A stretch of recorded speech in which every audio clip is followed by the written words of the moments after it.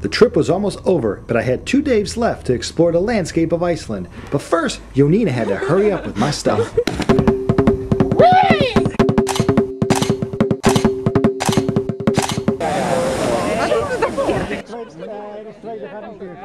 So in Iceland, the popular things to do are these little excursions, like one-day excursions.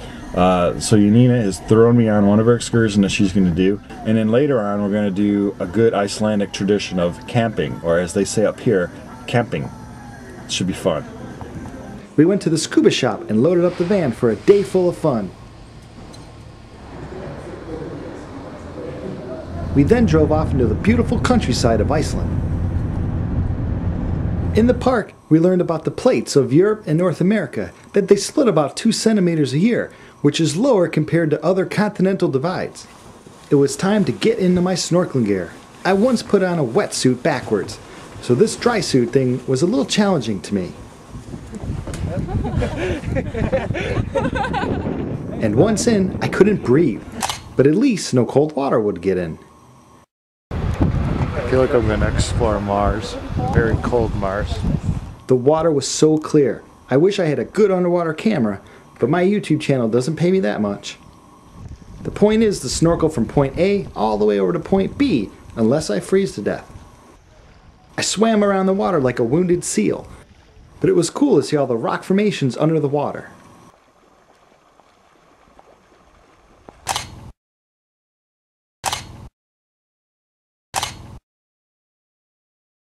Afterwards, we did the old Icelandic tradition of jumping into the water with your suit on. It was time to take off the dry suit and head on to some hot geyser areas. It was then I realized my Canon video camera was broken. The LCD screen no longer worked, and from now on I would have no idea what I was filming. You gotta love electronics. So thanks for all the memories, little camera. So we went on to explore this hot earth area. This sign means that the water was hot. For us ignorant Americans, it means it was around 200 degrees. The Earth's surface in this area looked like it was out of some science fiction movie. This one was actually more faithful than Old Faithful, as it goes off every few minutes. Ah, what fun it was to be sprayed by scalding hot water. This large one hasn't gone off in a long time, since the walls were so worn they're not far apart that the water has a hard time heating up. But someday, you never know. From there, we went on to see one of Europe's most beautiful waterfalls, the Gullfoss Waterfall in Iceland.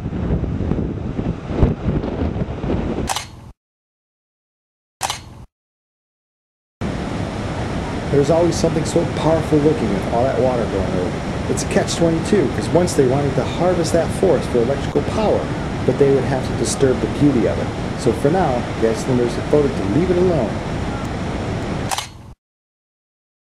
It was now time to drop off our new German friends and hit the road to go camping. We're going to Snæfellsnes. Snæfellsnes. To go camping. With Jónína and her friends speaking Icelandic and other Nordic languages, I was at a loss for words, you might say. We're going to check out a volcano. Somehow.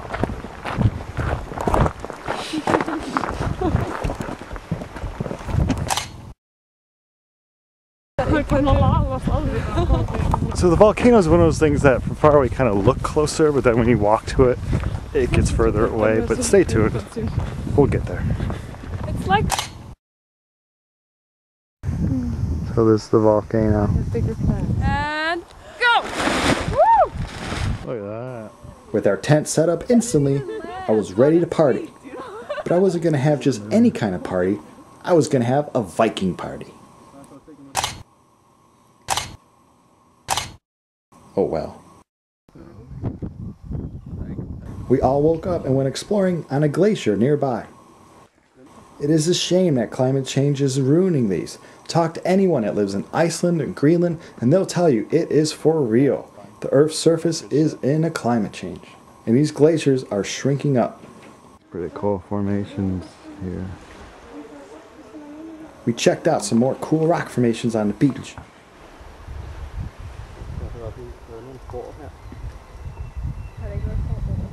another way of looking at it.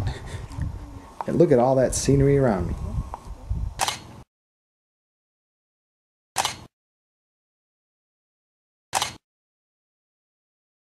And with this seagull watching, it was time to test my strength. First, my Icelandic friend Jónína went... Lift with your back, not with your legs. Nice.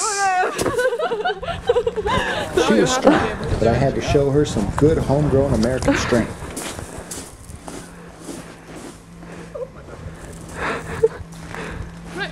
And I put the rock over my head. USA.